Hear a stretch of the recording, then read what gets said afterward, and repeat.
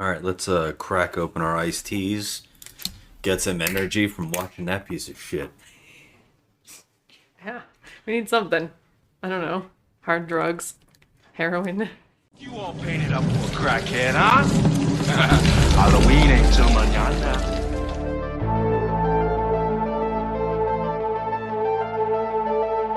Just another PODoween.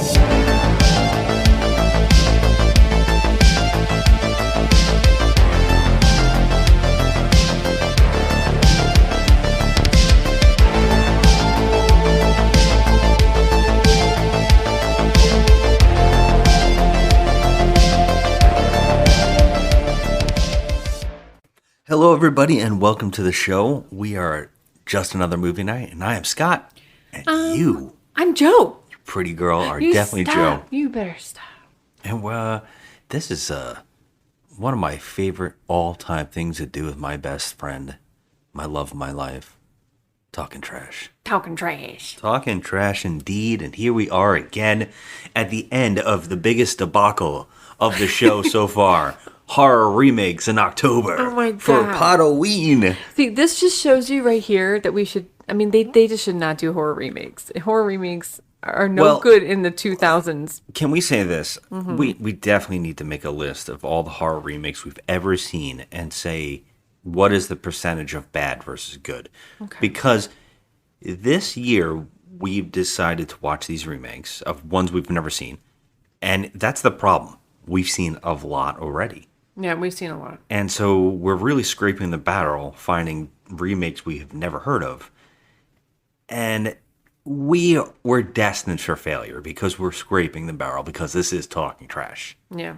And so this particular night, we are only doing the movie we're doing because at the beginning of this, I was questioning what are horror movies that you want to see actually remade?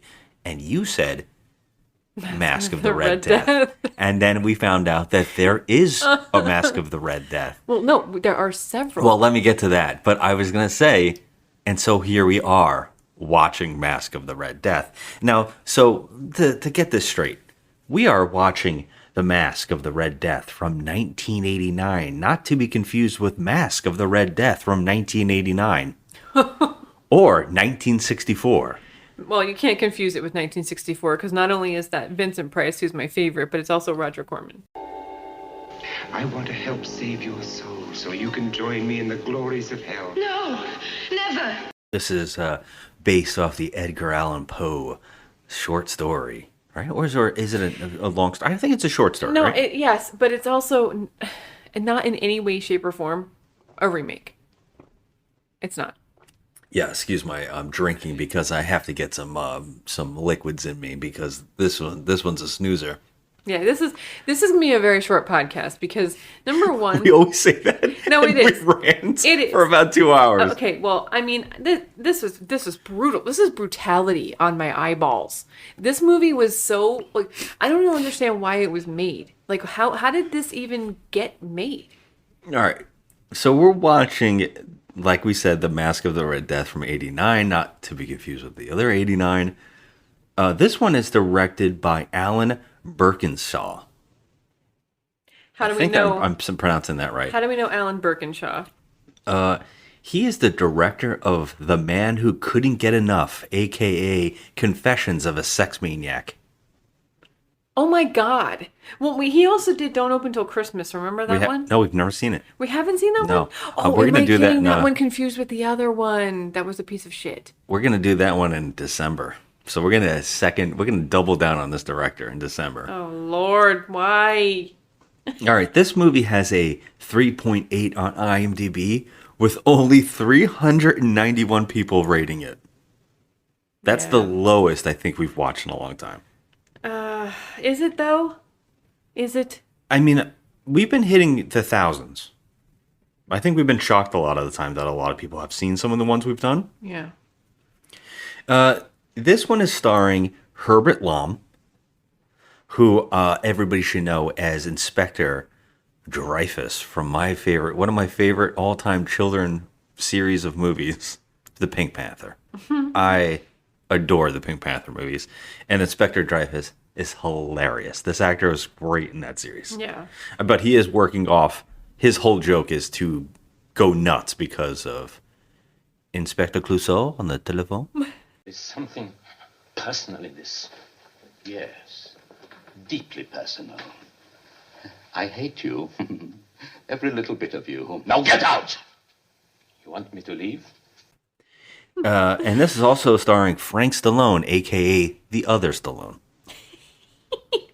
Well, first of all, leave Frank Stallone alone. Yeah, honestly.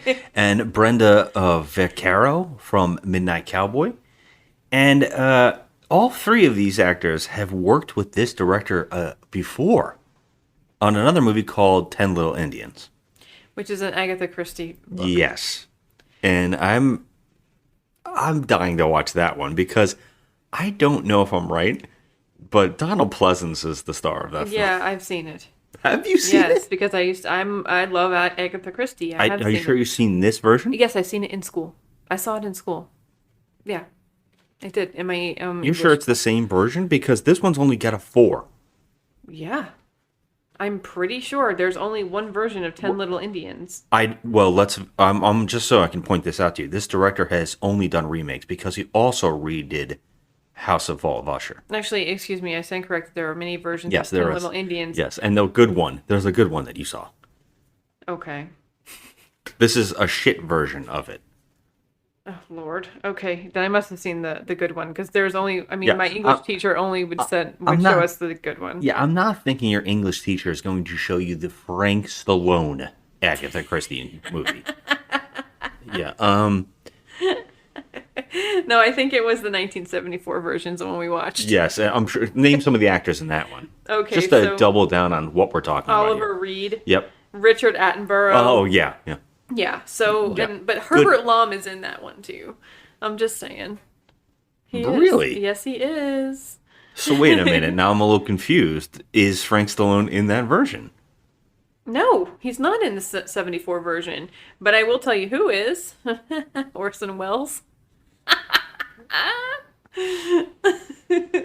Wait a minute. Yes, there is. There are two versions of 10 Little Indians. One from 1965. Herbert Lom is in both versions of this film? Yeah. Get the hell out. That is really crazy. Let's check 1965. Let's see if he's in that one. Oh no, Fabian is in that one. The singer. Wow. Why would that actor do two versions of the same know, maybe movie? he was He's playing bored. different characters. Christopher Lee is in the 1964 version.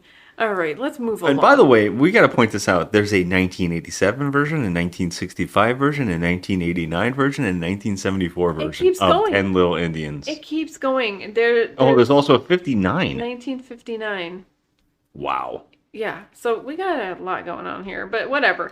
So, Yeah. Well, so one last actor to point out is also Christine Lund. Is that how you spell her name? Lundy? Lundy? I think it's Lundy. Okay, let's just say that.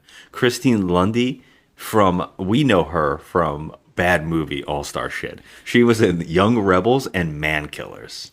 Man Killers was such a sack of crap. Once we it was figured that out, bad. we pinpointed exactly where we knew her from. We were like, oh, the one that was terrible in Man Killers. Yeah, she's not a good actress. I No. hate to say it, but dang, okay? She's just, she's one of those people that, just don't even focus on her acting at all. Just stare at her boobs. You know, that I hate to say it, but that's what she's got going for her. She does. She has a nice body. Yeah. I guess fine. that's what it is. That's what I'm saying. Wow, is she obnoxious in this film? Oh, it's beyond. It's the worst. She's playing. She has a French accent in this, and it's just dreadful. And it is a fake accent. We find out she is doing that. That's like a part of the end of this movie. Yeah. But yeah, this is Talking Trash. So on Talking Trash, if you don't know, if you're new to the party, we're sorry. If you're new to the party and this is the first one. But what we do on Talking Trash is we rip apart the movie, you watch it, and we talk about it so you don't have to see it. That's what we normally do. We spoil it. If this is something you're interested in, we're going to tell you right now, don't see it. I can't believe I just watched it. Yeah. It was just so, there was a there's part in the movie where nothing. my eyes glazed over. I actually glazed over. You were quiet like for a a Krispy moment. Kreme donut, and I in the red light just glazed donuts. over, drifting at the ceiling, and like, oh yeah, a movie we're doing for the podcast. Yeah. So let's talk about the plot, and let's just say There's if a you plot? didn't know this was a bad movie, you should know because it has every single thing you don't want to see in a movie. Yeah. It starts with a long driving credit sequence. Which we freaking hate. We hate it. Hate it, It's- hate it, hate it. It also a sign of bad movies. If there is no plot for 10 minutes and it's only credits and driving, and I'm sure it wasn't that long, but it feels like that. It's a sign of a bad movie padding out the time. And another bad thing, when your movie starts with a dream sequence within its own opening, just run for the hills. Yeah, just stop the movie Yeah, and because- watch something else. And also, dreadful music. This movie has it in spades. This movie actually uses what I would say is a sampling of free music. Everything in this movie sounds like free music. I'm just going to pepper back and forth between the movie's actual music and fake free music and see which ones you actually think are the real ones. Because I couldn't tell you. This sounds like something I have seen in like a Muzak Yeah. lineup. It's odd. And this movie starts off with a woman driving. She's driving a car.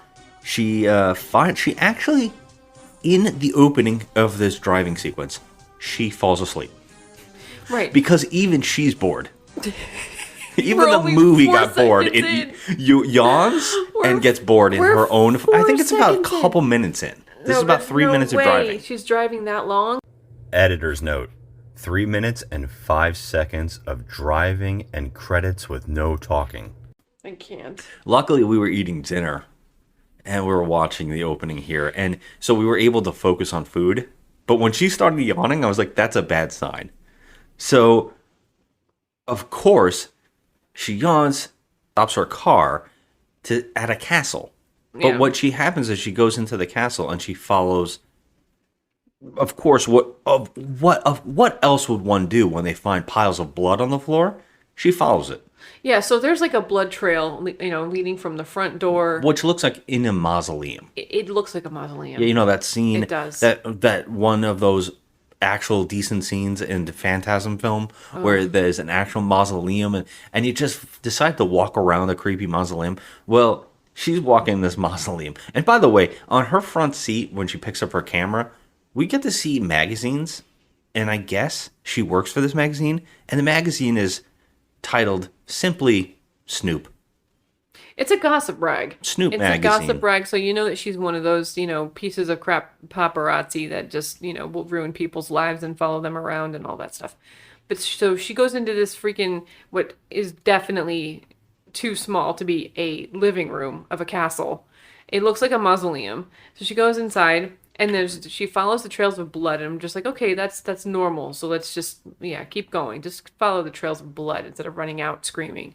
And then she gets to what looks like a It's like a coffin, with coffin a heart beating with on a top of it. beating heart on it, and all of a sudden she looks down at her chest and there's a hole in her chest, and she like freaks out or whatever. I was like, okay, that's what I said to you. I looked over and I said, well, she's definitely dreaming. We're dreaming. I mean, definitely dreaming. Yeah. This is, whatever.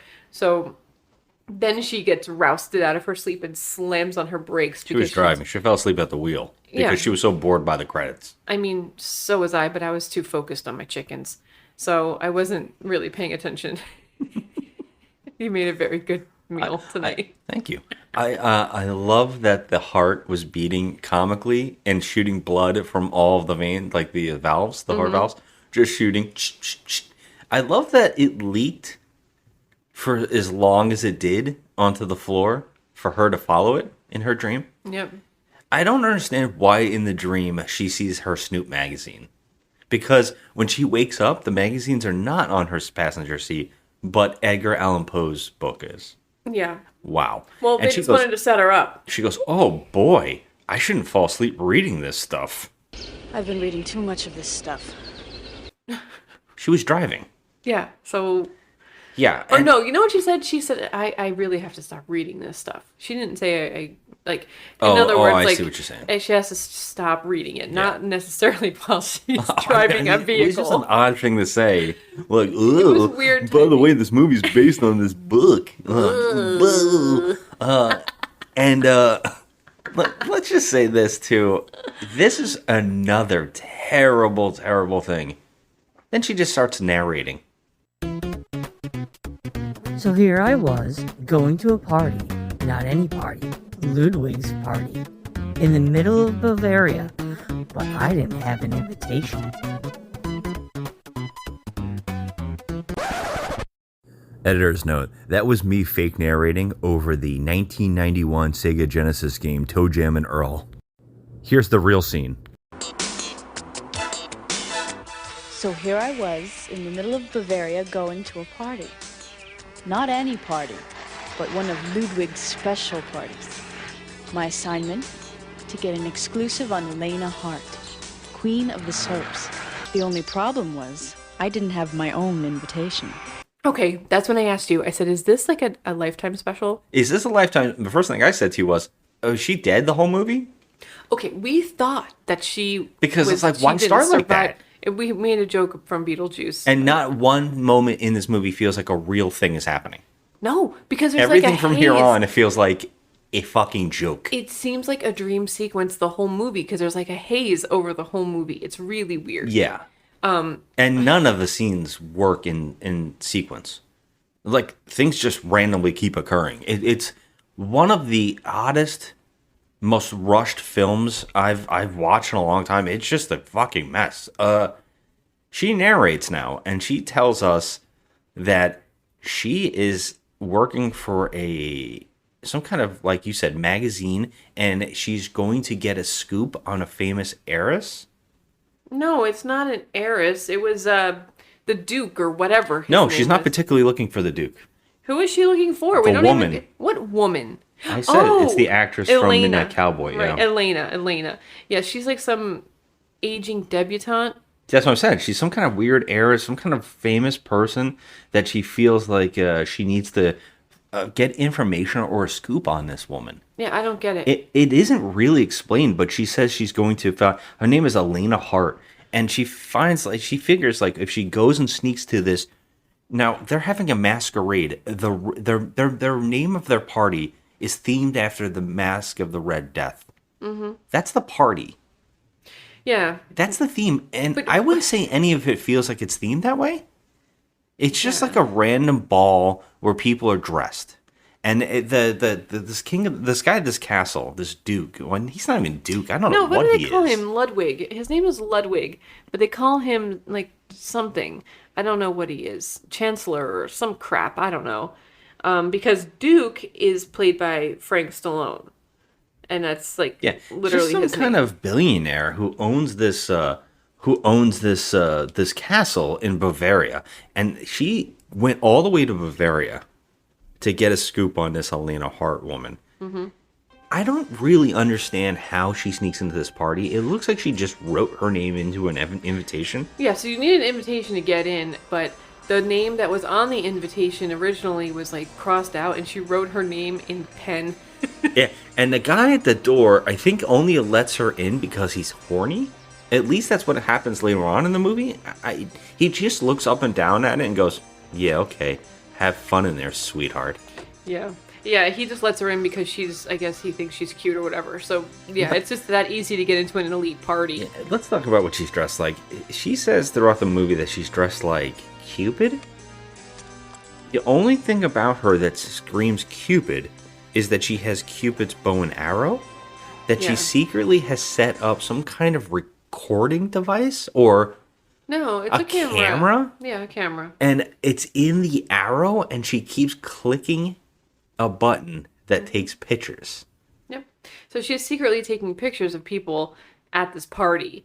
Now, I'm still unsure of what scoop she's trying to get. I don't know. She's She's just trying to get some kind of gossip on this woman. And that doesn't make any sense either, because Well, I just want to get this down. This woman's outfit. And what is our main character's name? Let's just say her name because Okay, so I don't even know the actress. the main character's name is Rebecca. Rebecca. She is dressed like kind of like a Greek goddess. Yeah. She I would say that she's like Marilyn Monroe with a black cape on for some reason. Yeah, she has a black cape on. And a Marilyn Monroe strap type, what's that called? Where the strap goes up and it holds up like the boobs. A halter and stuff. But it's, it's like a white one, but she has some strange black small cape on. Yeah, the outfit doesn't make any sense. But Yeah. so and she also has like a little mask that she's holding up to her eyes. Yeah. Nothing about it is Cupid. No, She doesn't have like wings. None of these people are dressed as really anything in particular. They're all dressed in like, weird costumes and stuff, like a masquerade. I should point out that the actress name is Michelle McBride. She was in the Subspecies films. Yep. Yeah, she sneaks into this party and someone instantly steals her mask and just puts it on herself. Some woman just randomly takes it from her and puts it on herself. Yeah, I thought that was weird. Maybe to stop her from carrying it the whole movie. But there's odd shit going on at this party. They're playing a Cuban chessboard, and every time someone moves a piece, which is a person, everybody claps. Did you say a Cuban chessboard? They're playing a Cuban chessboard? Or a human chessboard? I said human, but I like Cuban chessboard. You said Cuban. What would a Cuban chessboard be? Like Latin sandwiches or something on there? No, a bunch of Cubans. A bunch of Cubans? Playing chess. I mean, what else? They could have would been Cuban. They're Bavarians. Sound like you said Cuban. They're playing a Cuban chessboard? Anyway, Cubans. I'm trying to find ways to entertain myself. I was bored to shit with this movie. Bored out of my mind with this movie. There is nothing to discuss really. Okay, so moving on. Sorry. So yeah, the party's weird. And we start getting introduced to our main characters, which is a bunch of idiots. Well, we instantly get Frank Stallone as Duke, who is just doing, flirty.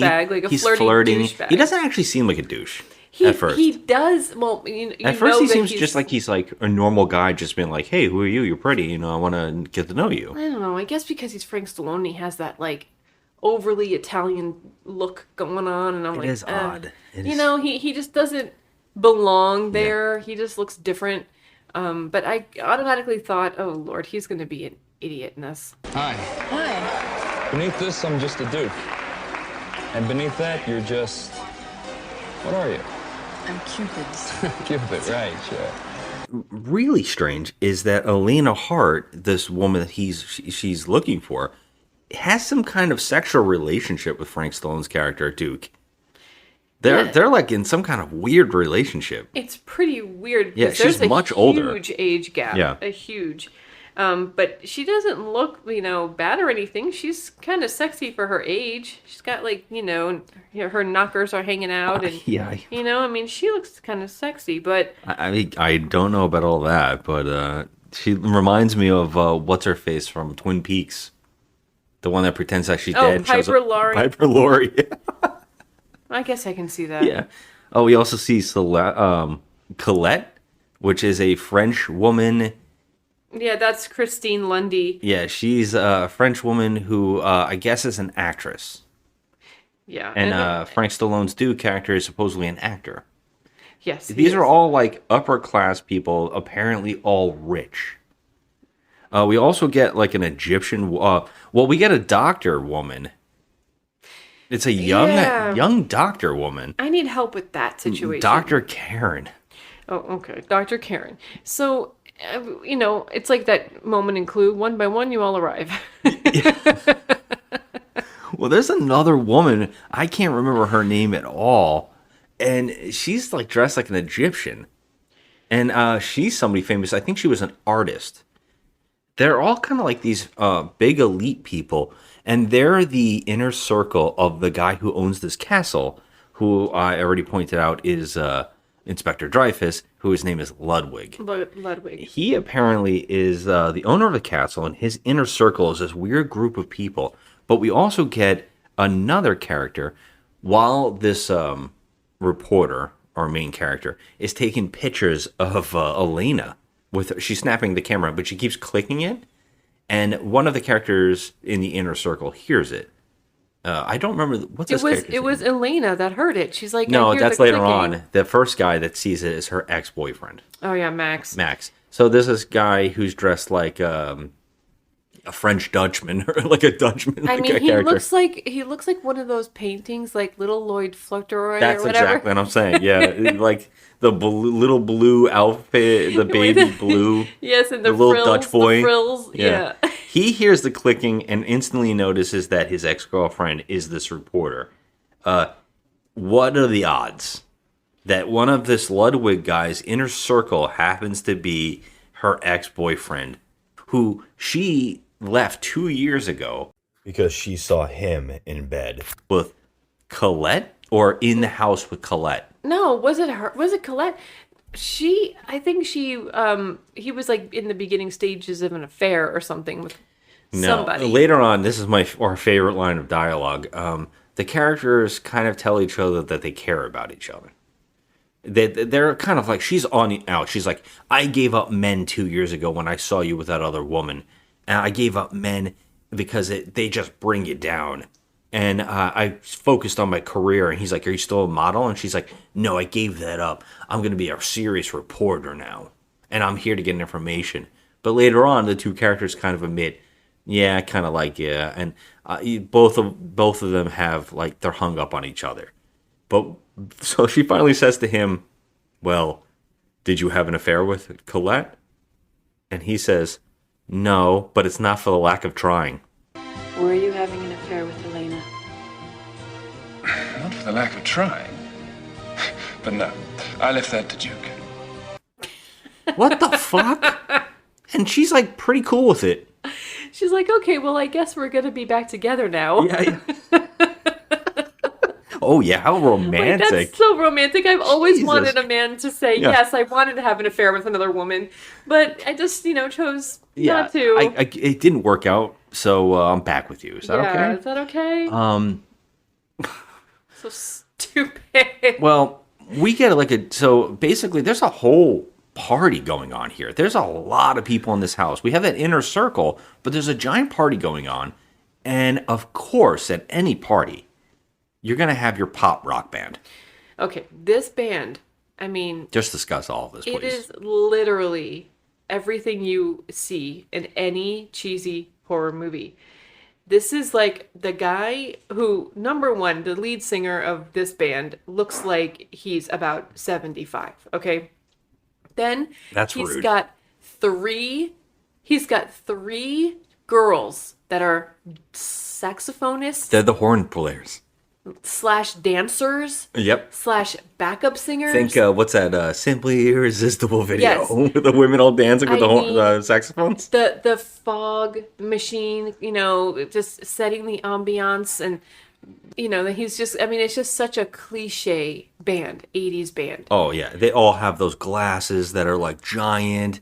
He's actually got, like, big money signs on his face. Yeah, it's just so extra. And they're playing this party with all these elite snobs. And the snobs seem to be into the music, though.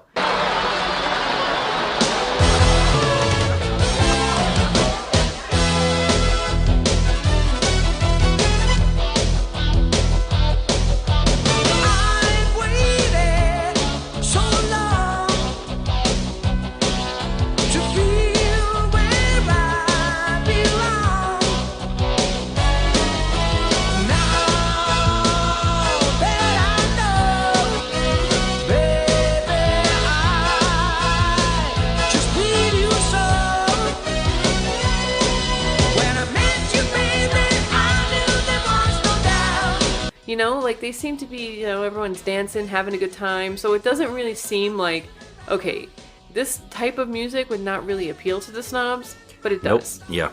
It's weird. So everyone's dancing, and all of a sudden, and Clue, one by one, you all arrive. Yeah, and then they have dinner. And at the dinner table, they invite Rebecca to the table. Yeah. Because Max is inviting her to the table. And we get basically a conversation between each one. And Rebecca kind of asks, how do you all know each other? Yeah, so they go around the table and they say how they know Ludwig. That was the question. How do you guys know Ludwig, the guy giving the party? And they go around and they all say how they met him, and it's some, elitist crap. But then the weirdest moment happens where Elena, who's the aging film star, now, mind you, the reporter's just taking her picture left and right with her bow and arrow camera. Oh, we should point out something that's happening off scene of this scene is that there is a young waiter who was trying to help out the main character find out who Elena was. And there are also cameras watching all the characters and some mysterious figures watching them. Well, the waiter goes off during this scene and gets murdered. In fact, he gets chopped with, I would say, Crocodile Dundee's knife. It's literally a huge Bowie knife, right? Yeah. And it just slashes this guy's hand off. Yeah, and then he gets stabbed, and then that's the end of him. And no one ever sees his body, doesn't come back. No, never comes back. But it's like, we need him to kill another person. We're like, okay, great. So then you see... but back to the dinner table. Yeah, back to the dinner table. With this weird conversations. It makes no sense. It has no bearing whatsoever on the movie. It's like, okay, yeah, we know him from art shows, or we know him from this, or we know him... But nobody ever asks her, Rebecca, who are you? Yes, no one ever even questions why she's sitting at their table with the elite inner circle of this Ludwig guy. Right. By the way, the Ludwig guy is talking about how important his friends are and how much he loves them and how this is an important night and everything's going to be so special and all of this crazy shit. None of these people seem like they're friends. No, not at all. But the girl who's, the French girl, Colette, we could tell that she's like his concubine or whatever. So, well, it's odd because he also has a scene off the scene where he is being medically treated by the other younger girl who is Dr. Karen. She is giving him some kind of treatments and saying that he needs more skin grafts. Yeah, I don't really understand any of this plot. It makes no fucking sense because they never go back to this. Yeah. So what I was thinking during this whole thing is, okay, just throw out everything we know about the Vincent Price movie because this is not it. Yeah. The only thing is, it's themed. This house is themed to Edgar Allan Poe's stories. Yes, it is, but it doesn't at all mirror Vincent Price's. No, has nothing to do with nothing. it. It's a Masque of the Red Death party. There is a giant clock that is the Pit and the Pendulum. Yes. There are raven statues everywhere. Yeah. That's about it. That's it. And so, this guy supposedly needs some kind of infusions and some kind of skin grafts or whatever. And that's what the doctor's telling him. Like, we need you to do this. We need you to have more, more skin, more whatever. And they never go back to this until the end of the movie. They only kind of talk about it in passing. But virtually everything that's happening in this movie is setting up red herrings. Yeah. Just to get you to go, it could be anybody. But the thing is that none of the characters are likable. Even our main character, Rebecca. Oh my God, nobody's likable. Everybody's kind of a big asshole or a dumb fuck. And I would say that what's really crazy is the people talking around the table, their backstories are wild too. They're like, Ludwig found me in obscurity. And I owe everything to Ludwig. And Ludwig's like, you have talent. I just saw talent in all of you. Mm-hmm. But the thing that seems to be the worst stinger is that he might have had sexual relationships with women in this group. Because the older one, Elena, she seems really pissed off that she seems like she's now old news and she's the oldest. Well, she is because now he's banging Colette and he's all about the French girl.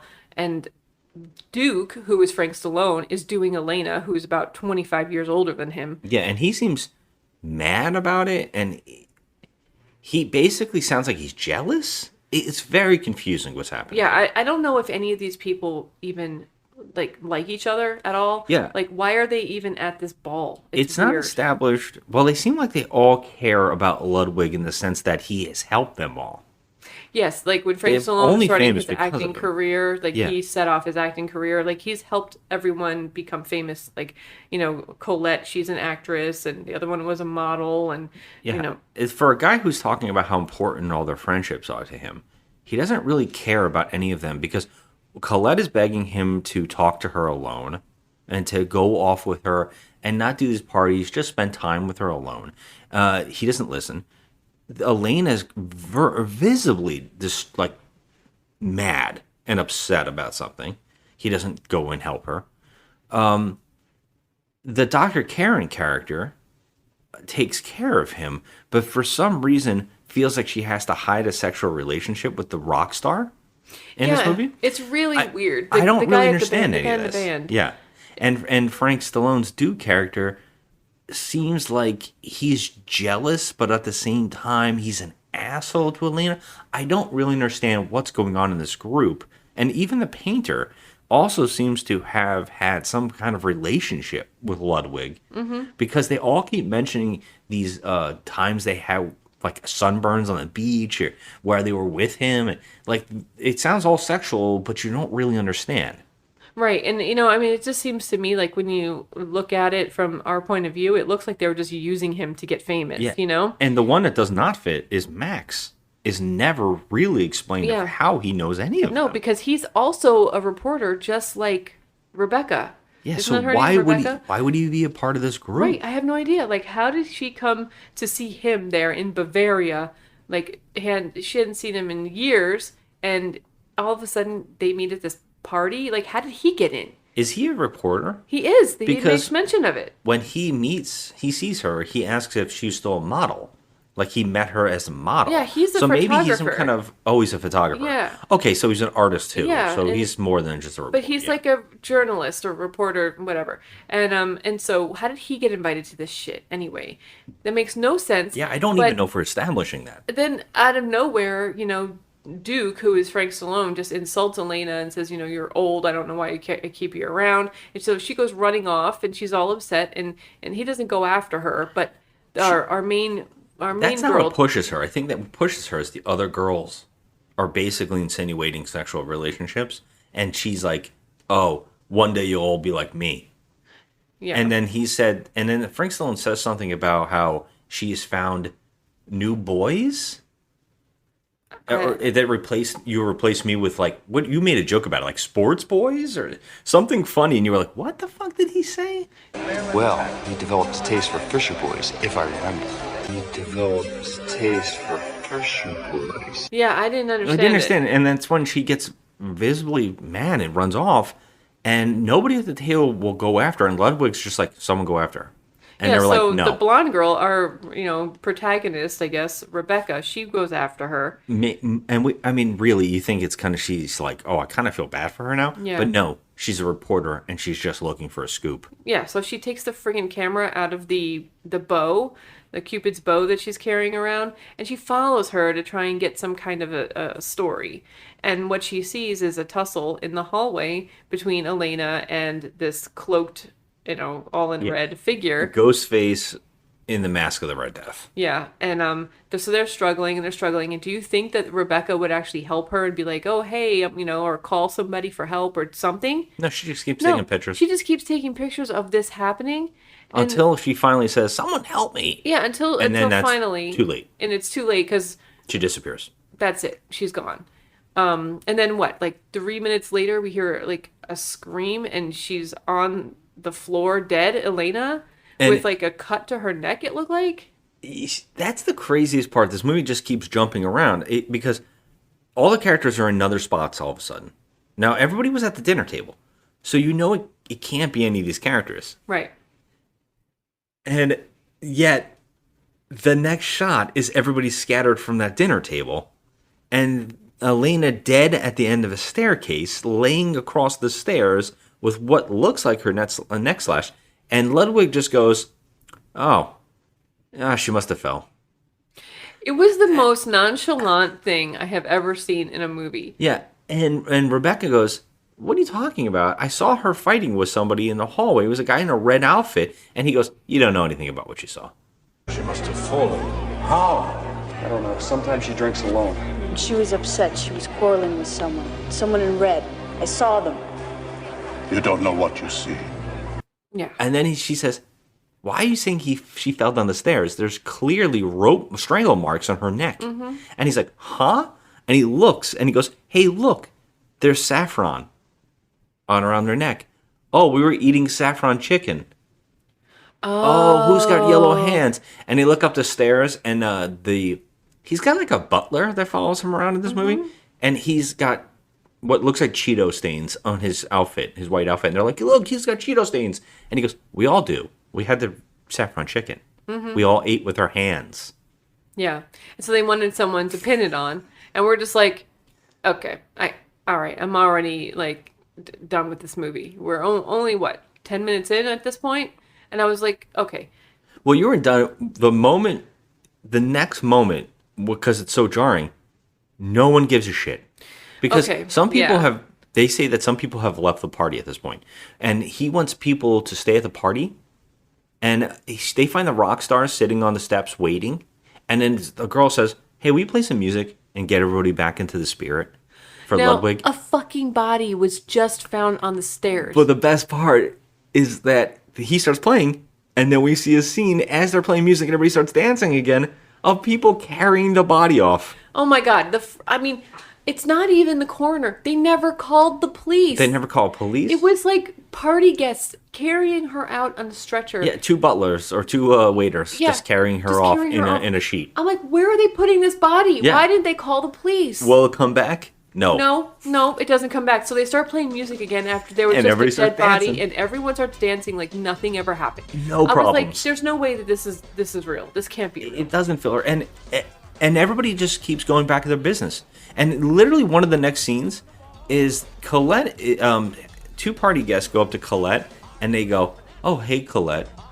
Are you the old Colette or the new Colette? The new Colette can't get a job to save her life. Are you still doing commercials, cheap commercials?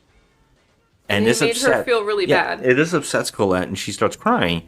And she goes to Ludwig, and she kind of begs him to, like, can we leave? Can we go somewhere else? I want to spend time with you. I don't want to be here. Why do we always have to have parties? And she's upset. And Ludwig's just like, why are you so... He actually goes, why are you so upset? One of their friends just died, first off. And he's just going, well, why so down? Why do you get into the party spirit? Well, okay, yeah. Let's do a quick 2-second recap. Number 1, reporter sneaks into a party. Woman dies. And a waiter dies. Playing. No one ever notices the waiter waiter dies. Band starts playing. Like nothing ever happened. Body gets carried out and put somewhere. Like nothing ever happened. And Colette, we all know that Ludwig has some kind of disease or something's wrong with him. Something's wrong with him. Something's wrong with him. He's dying. No one else seems to know but Dr. Karen. Yeah, only Dr. Karen. And so then we know that Colette has some kind of like complete dependency on this guy. She's completely obsessed with him and wants to be his one and only girl. And she's just, all about him. And then we have Frank Stallone, who's, just there. There's no reason for him to be in this movie at all. All these now we have really. Elena, the aging actress. She's dead. Carried her off. And now I can't even... How many times we double down on that? Like, the way I'm fucking, saying this, I can't even believe I'm saying it. But we're really... The best part about all this is cut forward to... Just cut to a shot of, Max and Rebecca flirting. Okay, so they used to date, that's confirmed. Yeah, but it's just like they're flirting after she witnessed a murder. Now, they're sitting at a goddamn table... Right? That's later. That's way later on. It gets even funnier. It's another death happens. I mean, okay. Well, there's a lot of death in this movie, but first of all, after the Elena dies, a lot of the guests start leaving. But the best thing after this is they're dancing. Some of the guests are leaving, but then the ones that stay, because they started playing music, so some stayed, and they started dancing. A lot of people stayed. And then this is the scene that I needed help with because I didn't understand. Ludwig's famous egg hunt? Yeah. And now, ladies and gentlemen, this evening's special surprise for your entertainment on this night of all nights. King Ludwig's Great Easter Egg Hunt for the truly grown-up children. So Ludwig does an egg hunt, like an Easter egg hunt, but it's a Fabergé egg hunt. Yes. So these are like $1 million eggs. yeah, hidden in the castle, and I guess if you find one, you get to keep it. I don't even know. And you only have a certain time limit. Now, mind you, if I was a guest at this party and I saw someone dead on a stairwell, I would probably go home, call the police, just maybe be a bit of a hot mess for a bit. Well, these people are excited. And these people are excited for their egg hunt because Joe. they have really rad 80s music playing, and they are just so into it. Rad is I don't know if that's the correct word here. No, that's sarcasm. Yeah, okay, good. But I will say that if I saw Elena dead on the door, like the stairs, and then someone said, "Hey, go find some $1 million eggs to keep," I think I'm gonna stick around and go get some eggs. I mean, but would you call the police? I mean, I think I'd call the police. I mean, I would have looked at you and go, "There's some $1 million eggs. We gotta get those fuckers." You're a demon. Hey, we just went to Vegas, okay? Like, I'm wishing for some of that. If someone asked me, "Hey, go find some eggs," and there's just a dead body that you're stepping get some over? eggs, I'm like, Okay. Yeah. No, you wouldn't. You would Sorry, you would be very uneasy about all this party. Oh, you mean over easy? Oh, I see what you did. Well, okay. The characters are so excited now. They run off to get these eggs, right? One of the characters, the rock band, stops because the rock band even wants eggs. I mean, who doesn't? Who doesn't? And he doesn't actually want the eggs, the singer. He wants someone else's eggs. Ew. He sneaks off with Dr. Karen, and we see an entire scene where him and Dr. Karen are like basically admitting that they're hooked up, and he's telling her that you shouldn't worry about Ludwig, and we don't care about him. Like, he's got to move on. I don't think they're in a relationship. It's very odd, and we see that Ludwig is watching it on video cameras. Yes, he's watching He seems this. very upset. And they're flirting, and he's unbuttoning her top and the whole thing, and he could see this on camera. I don't know why this is a thing, because I don't know if they're in a relationship. I don't know. I don't think they are, because he's doing Colette, the French girl that's obsessed with him. I So guess that's it's very confusing. Yeah, because there's also that other woman, the artist. Who knows? Yeah, I don't know. I don't think really he's know. done them all. So when they go off, Dr. Karen. Well, no, because while Dr. Karen and him are flirting around, the artist goes into a room. Right? The artist goes into a room that has some kind of it's like a loom. What is it? A loom? Or the ropes? Okay, like you weave like a rug or something. Yeah, and the killer in the red mask ties her into the loom. Yeah, it's like he strings her up, kind of like something Pinhead would do in Hellraiser. Yeah, he ties her. He basically threads her. Yeah, he threads her in. So she's like stuck in there. She's stuck in the loom, but she's still able to scream. So Rebecca hears the scream and runs in there. Well, there's actually a scream, and they run to it, and it's just a woman who found one of the eggs. Yeah, that's a She dupe. screamed, yeah, and they're like, "I found one." I was And by the way, she's found one on the floor in the middle of the staircase. Yeah, it was just lying there. I'm like, Yeah, she's laying across it, who screaming. hid these eggs? This guy sucks. Yeah, I don't know what the fuck. Did she trip over a carpet on the way and find an egg in it? Like, I have no idea what the hell that was about. But somehow Rebecca finds this other girl in the loom, tied in, and we just see like she was sewed in. And instead, Rebecca doesn't cut her out. No. She's just kind of like, oh no, I'll help you. No. And then that woman dies. And I went, what is she dying from? This character is so fucking awful, okay? She is awful. Everything she does in this movie pisses me off. She doesn't do anything react. that's smart. She doesn't react on time. She's just awful. The actress is awful too. I mean, just terrible. The character and the actress suck. And so... But what is the girl in the loom? The girl tied into the ropes. What did she die from? I don't know, It massive just seems blood like loss. it just seems like it's in her skin, like piercings. Right, that's what it looked like. It looked like when you go to one of those tattoo conventions that like have meat hook hanging, that kind of thing, or like anything from Saw. There's not pretty blood much. pouring all over the floor. No, but she is bloody, but like I mean, yeah, But she died. she just dies. But like the girl, screams and people come in the room and they're just like, "Oh, darn." Well, everybody comes in the room and they're like, "Oh shit!" And then a couple party guests we don't know come in the room and they go, "Ah!" and they run out, and then mass hysteria happens, and half the party runs out screaming, and then Ludwig closes fences in the doorways. It's a gate. It's a yeah, gate I'm sorry, in the doorway. like big iron gates come down. Yeah, it's like House on Haunted Hill when they can't get out. That sort of thing. And the gate is supposed to open in 6 hours. So there's some people that are stuck in there. We got our main cast members. It's our main cast members. And the asshole singer from the band, he's stuck in there. He doesn't seem to be bothered. It doesn't seem like anyone's bothered that they're stuck in there. There's a killer on the loose. And these people are acting like nothing happened. And the one girl who's Dr. Karen, we see that she, yeah. They all come down to the lobby and they all kind of hang out, and the singer starts playing on the piano. He plays more music free, copyrighted music, free copyright. And all the characters kind of get into a situation. Rebecca and Max play cards.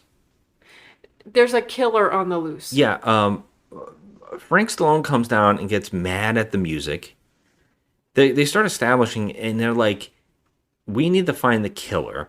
And everybody's kind of like freaking out, except Ludwig is kind of like, oh no, I don't want anybody to leave this house. And they're like, why do they want nobody? We got to search this house and see if there's a way out. And and Rebecca's like, finally like, I don't think we should stay here to die.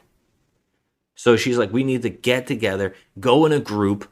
And so her and Max go to search the house, and they talk, the musician and Frank Stallone, and Colette is like, I'm going to go. And then Frank Stallone's like, well, I'll come with you. And everybody kind of goes off to go search the house. And the musician just keeps playing his music. Like, he doesn't go search. What is wrong with this asshole? Like, there's murders being committed in this house, and he's sitting there. Okay, let me tell you, if I was in his position and I did get stuck in here, I would at least go look for the eggs. I mean, I wouldn't be sitting there playing music waiting to be hacked to death. Yeah. And especially since Dr. Karen is missing in these scenes. Dr. Karen's missing. Well, I think she finally goes back to the lab because Ludwig is getting sicker. And he's acting really strange. And so Dr. Karen's like, I'm going back to the lab. I'm going to see if I can make you more stuff. She ends up screaming. And the musician hears it and goes to run to her aid. And we see that the person, or whatever the hell it is, the Masque of the Red Death, is slashing at her and cuts her belly and slashing at her a lot. And the musician runs in and he throws acid in his face. Yes, that's right. He throws acid. That's right. And then oddly, the girl crawls for a little bit. I mean, she gets slashed a lot. Yeah, she just starts crawling upstairs. She kind of gets away. And for some reason, the musician attacks for no particular reason. I think either Frank Stallone or Max just starts attacking him. Yeah. I don't know why, maybe because he can't see. And then he just dies, the musician. He just dies. There was a little bit of a struggle there, and that was it. It was like that. Yeah, while Dr. Karen is strapped into the clock that is the pit and the pendulum, where her head is under the pendulum coming down. Now, that was pretty impressive because Yeah. why would you have that in the clock? Yeah. There's a clock. Okay, How did they not notice that was in this wall? Yeah. Yeah, it's a freaking, like, blade. Like, why would this be in this person's house? What is this? I mean, it's pretty fucking neat. I like it, but to have the body strap table underneath it with a head spot is odd. Yeah, like, that's a murder. It's a murder house. Yeah, Like, who would do that? So she's strapped in perfectly. And Rebecca sees this, and Rebecca's way of trying to save her from this device Yeah. is asinine. just one dumb thought after another. She actually gets inside the device and tries to stop the wheels from turning. Not stick anything in them to jam them. Right. She just literally just keeps trying to grab one. Everything this character does in this movie makes me physically irate. Yeah, there's not even like no way to unstrap her. No, she's got like cuffs on her arm, so you would need a key or something to get her out of there. I mean, but holy shit. Even so, find a metal something to put in those gears to stop the pendulum from flying. Or stick something around her neck area to block the thing from cutting her. Yeah, no, she doesn't do anything like that. She doesn't do anything. She just grabs the damn gear. Well, that doesn't work out very well because Dr. Karen's head is cut right off. Yep. And then the remaining people, who is Colette and Duke, Colette, and Ludwig, Rebecca, Max, and Max, are like screaming like, holy shit. And the butler. Oh, and the butler. And everybody thinks it's the butler. Everybody thinks it's him. He is a very odd person. Even Ludwig doesn't even understand what he's there for. Yes, and he's oddly missing during a lot of the scenes, too. So I was like, okay, if it wasn't Frank Stallone, because our rule is it's always probably the most famous or second most famous person in the movie. That's who the killer usually is. So I was like, oh, God, it's got to be Frank Stallone because he was missing for a time there. So it's kind of like, if this movie was more like Agatha Christie to me. We're like, okay, who done it? Yeah, I guess. It was more like that. Like, there was no elements that I saw that reminded me of the Vincent Price movie. But, except for the guy in the red cloak. That's it. Yeah, that's the party theme. Yeah, it's the party theme. That's it. So, yeah, I mean, they all basically go, again, more split-up scenes. And, of course, everybody separates, so it just makes you think anybody's the killer. Colette is hell-bent on it being the butler. And we see that Max goes off in one room. And Max is confronted by the Red Death character. And they have a fight. And he is stabbed in the chest. He is axed in the back. And he removes the mask and is shocked and dies. Mm-hmm. So everybody finds Max's dead body, and that makes everybody more sad. And they think it's the butler because he's missing again. So they all split up. And hilariously enough, Colette goes in the hallway and takes some red pills. Now, I guess that's a clue, guys. So she sits on the floor, Colette, and she's crying. And Frank Stallone's looking for her because Frank Stallone's into her.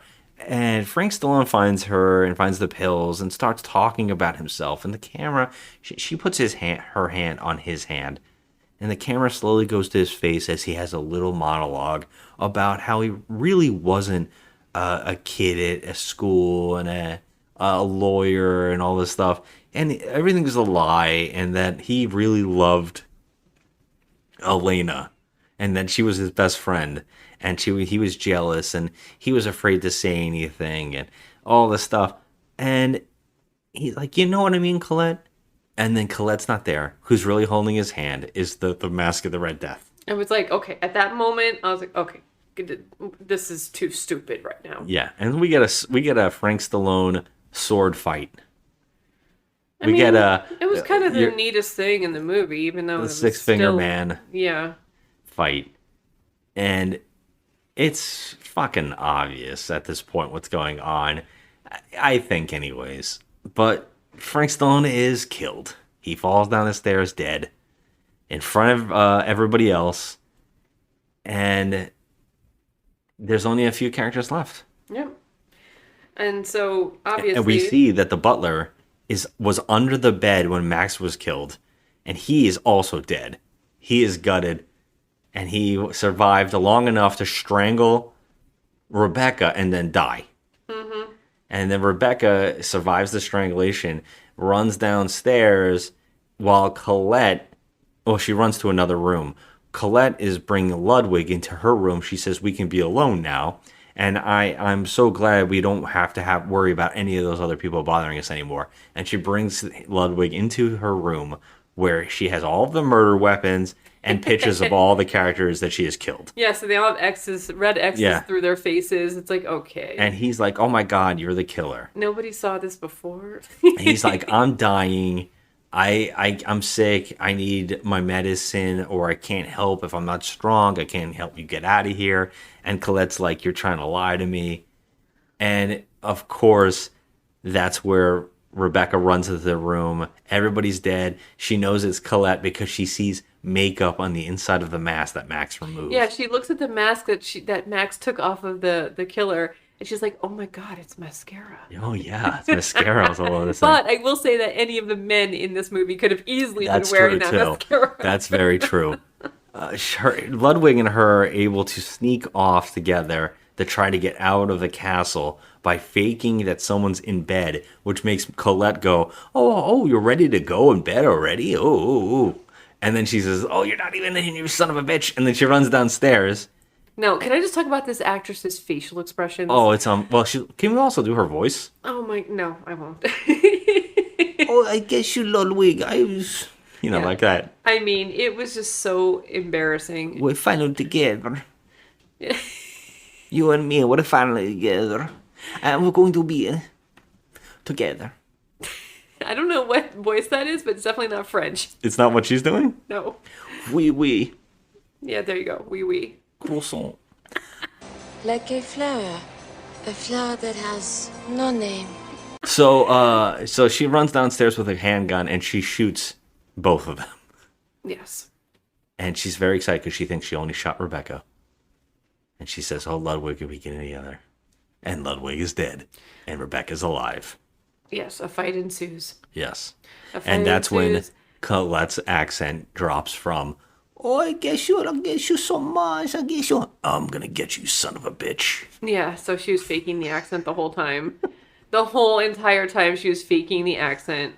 I thought this is pretty funny because a lot of stuff that happens in this movie is kind of like, it kind of mirrors Clue, one of our favorite movies of all time. Because, I would never say that. Well, I'm just think about it. It's just a formula. Because it's kind of like the formula, yes. It's a formula of any murder mystery. There's a Colette, and then you got Colette in this movie, and then you have Yvette in the Clue movie, and they both are faking French accents. It's just crazy. And then in this movie, though, like I feel like none of the characters are established at all, as much as we need them to be. But like in Clue, they were established. But I don't know. Yeah, that's it's like apples and diarrhea. I mean, Clue's great, and you're talking about diarrhea. Yeah, no doubt. I mean, this is like bad. But the best part of the movie is she's able to knock out Colette. She's able to smash the device to open up the I think the drop whatever the hell it is that comes down the door. Whatever, before you said not the gate, but whatever the hell you want to call it. It was a steel gate with like spikes on it. That's what it was. Like in the castle, like they were in a castle and they had a spiked gate. Okay, so it opens up long enough for it to go down and crush Colette. That was a pretty epic death, I think. Yeah, but the best part about this is she has to open up the fence again, the door again, which goes back up, holding Colette in the air. Yeah, which I actually thought that was funny. I thought that was cool. Like, and so but we like, knew stuck on it. Once she goes through, Colette's gonna wake up and grab her. Okay, here's this. This is the dumbest thing of all time.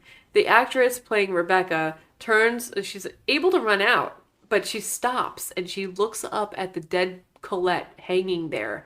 And of course we know that Colette's going to come alive and grab her, and that's exactly what happened. Yeah. Like, why are you standing there staring at her? Fucking run for your life. Haven't you been through enough tonight?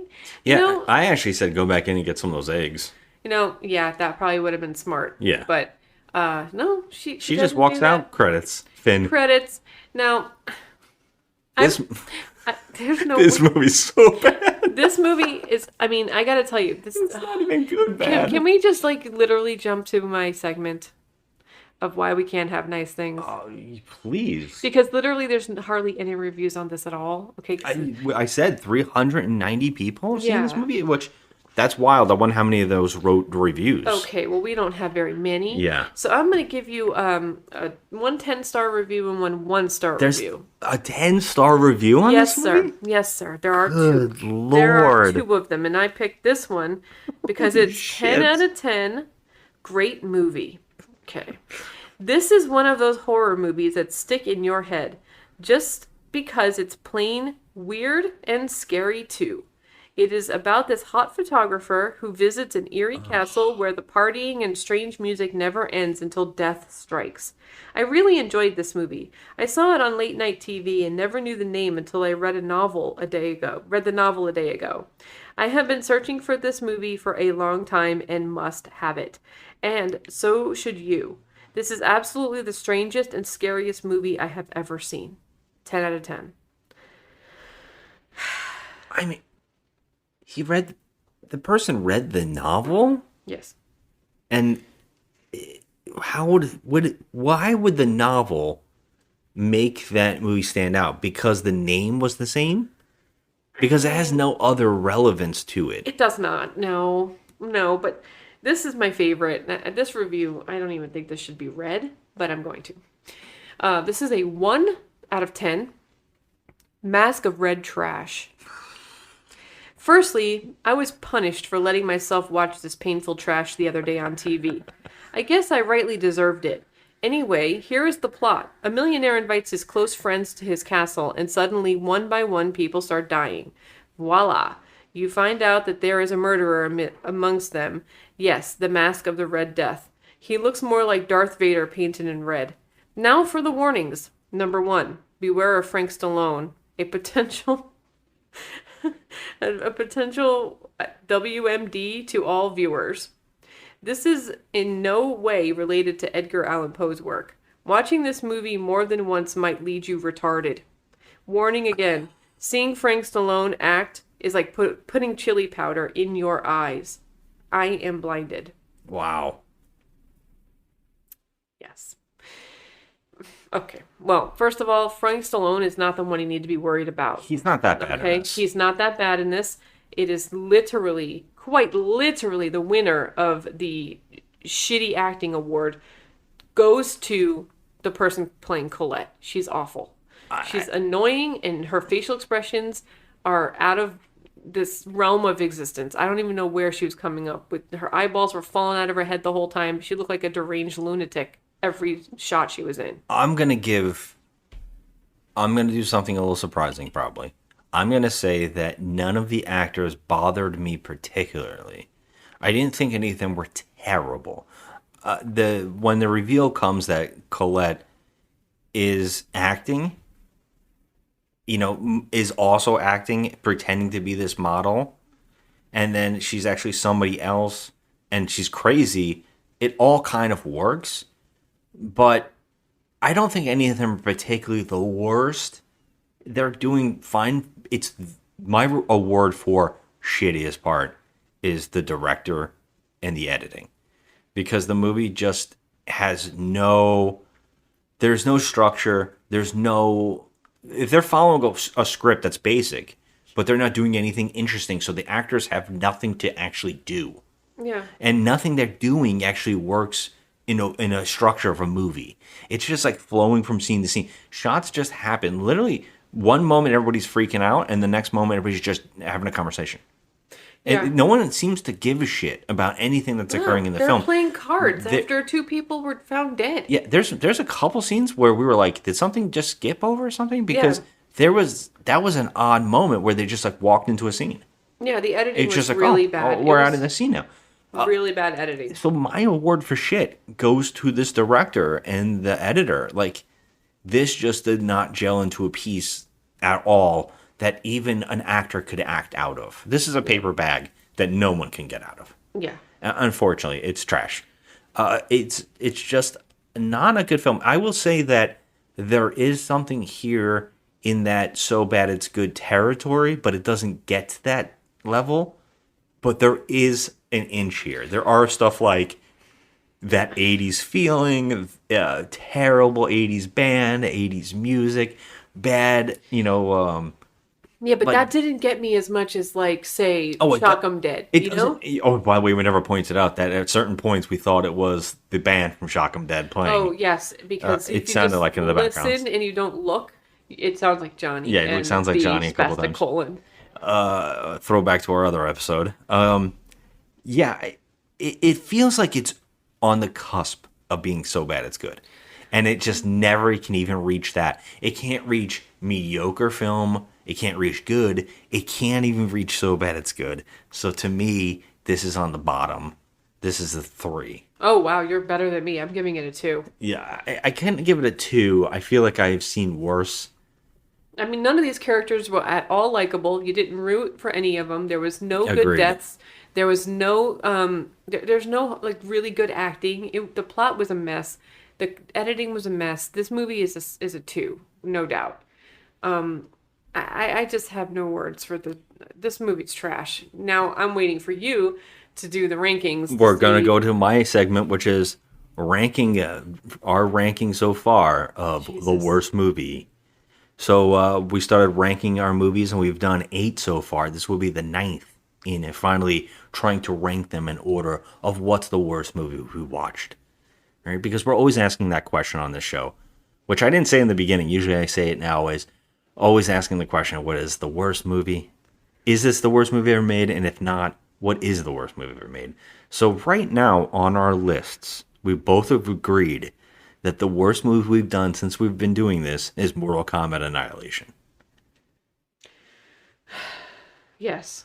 Is this worse or better than Mortal Kombat Annihilation? Oh, God. I hate to say it, but it's better. It's better because I gave it a 2. I gave this movie a 2. Yeah, you're giving it a... Yeah. We both gave Mortal Kombat Annihilation a 1. Yeah, it was just Which pure trash. I feel like might have been Don't even say it. a little Don't even say it's too harsh. Don't. Joe. No. too bad.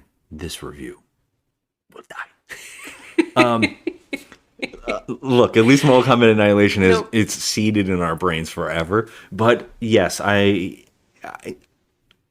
could never watch this movie again. No. But I think I could watch Mortal Kombat Annihilation. No, oh, again. hell no. You're not going to do that with me in this house. We are not watching that movie So, again. our number 2 was Bucket of Blood from 1995. This, I'm going to tell you, this October, 5 movies straight of remakes, and they're all pretty close to the bottom here. They're really bad. So where does this fall? Does it fall between Mortal Kombat Annihilation and Bucket of Blood from 1995 for you? Yes, it does. It falls between. It's exactly where it falls. So Yeah. this is number 2 for you. Yes, it is. Number 2. This movie was garbage. I am going to agree. Yeah. I'm mean, definitely going to agree that Masque of the Red Death. It was almost unwatchable because, I mean, if I hadn't been crafting at the same time, I would have fallen asleep. I mean, that's how bad it was. I mean, you put me in my recliner, my blankie, I'm out. I'm just knocked If it wasn't for out. the chickens. If it wasn't for the chickens, the crafting, I would have been in my recliner with my feet up, and I would have been knocked out. Oh my god. This movie was boring as hell. I didn't have nothing enjoyable about it, and I hated every single character in it. It was terrible. All right, so on our lists, we've done 9 movies now, and they've been listed. And now this is our number 2, and the worst movies ever made we've watched This is on the yes, show absolutely. since we've been rating. We've got to keep saying that because I think this is going to be like episode number 65 or something like that. Uh-huh. We've done 65 movies. We've only started doing this tallying up in the last, in the last 10 and the last 9. The worst podcast that I did not like because I didn't like talking about the movie was The Appointment. That's the one that, but that's before we Would started. you even say that any of these are worse? Do you think that Appointment's worse than any of these? Mortal Kombat Annihilation is still worse. Yes, but I mean these other ones? Yes, it is. It would definitely probably fall in 5. I'm going to go ahead and say that The Appointment is worse than this piece of shit we just watched. It's worse. Oh, I don't know. I about hated that. The Appointment There was so at least much. some directing. It was an Oh oddity. my god, the driving, the fucking driving, the thing that There's gets something me about in it, movies. though. No. All right, let's not go into this rant about the appointment. I'll get you later. Everybody can go listen to our appointment episode about this rant. So look, there's a silver lining here. Is there? Yes. Next month, we're going to get to do something we desperately needed to do after these 5 movies, because these 5 movies were garbage. So, Firestarter being the lesser. The first one was the weakest. It was the strongest, and it got worse and worse for me thereon. But this November, we're finally going back to we're going to do our second annual Turkey Fest, where we watch our favorite bad movies that we absolutely love, that are bad. That's going to be a freaking hoot. That we actually can't get enough of. We know they're not great. We know they're bad movies, but goddamn, we can't get enough of them, and we want to share them with you guys. Yes. So that is the silver lining, that we get to move on to something we love. And I will say it right now. First one up is going to be my pick, which is Pieces. Warning. What you will see in the movie Pieces cannot be revealed, cannot be described, cannot even be imagined. And you don't have to go to Texas for a chainsaw massacre. Pieces. It's exactly what you think it is. Pieces. Absolutely no one under 17 will be admitted. If you haven't seen Pieces, you gotta listen to us talk about it, because it's one of the best oddities ever made. So I cannot wait to go and rewatch it and talk about it, because it is fucking hilarious. Yeah, I too and I've like seen it yeah. way too many times now. So I love it. I bought a 4K version of it. I know. We do these kind of things, I these love weird it. things. I mean, there are people out there that do this kind of thing where they buy obscure movies. Let's face facts. People who 4K. buy physical media still hold cult classics dear. And everybody's got those cult classics that they love and they hold dear. We have a ton. I actually wrote a list of movies to do on Turkey Fest, because I kind of look forward to it. Mhm. The only sad thing about November this year is there's only 4 weeks instead of 5 like last year. So we get 2 and 2. Yeah, we're only going to do 2 each. But that's so okay. that's a shame. You have to make it count. That's all. All right, so let's cut the cord on this shit and get the hell out of here. Okay. Let's just say thank you for listening, anybody who's listening out there, and we appreciate you so much. And we love doing this, and I hope you get a laugh at us talking about these bad movies. And as always, if you want to hear us do any movie suggested to us, please tell us the movies that you think are the worst. I would love to do that. And I think maybe in January, I really want to do people's picks. People have told me some movies, and I think we're going to do those. So right now, that's what I'm looking forward to doing. The people's choice. I like that. Yeah. So yeah, please hit us up on social media. I am Just Another Movie Night on Instagram, and Joe is at The Crafty Misfit on Instagram. And you can hit us up there anytime. Send us a message. You want to hear something, you want to hear us talk about it, we would love to do it. Definitely share what you think is the worst movie ever made. And also, if you saw this movie we just talked about and you want to talk about it with somebody, I am really up for hearing about it. So if you're that guy who gave a 10-star review to this, please hit us up and tell us why. And if this is your favorite movie of all time, what's the worst movie? Because I can't wait. So, yeah, have a good one, everybody, and thank you. Goodbye. You don't know what you see. Why do I keep hearing click, click, click, click, click like a death watch beetle? Click, click, click. Like an old lady's dentures. They're playing human chessboard?